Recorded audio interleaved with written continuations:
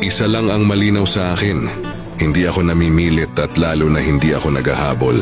Sa oras na ipakita mo na hindi ako mahalaga sa'yo, para ka na ring estranghero sa buhay ko.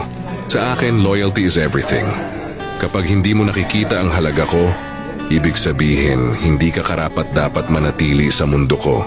Hindi ko sinasayang ang oras ko sa mga taong hindi marunong magpahalaga. Ng respeto, hindi yan basta ibinibigay. Dahil kadalasan nakadepende rin yan sa isang tao. Respect is earned, not given. At kapag nawala ang tiwala at respeto ko, wala nang balikan pa.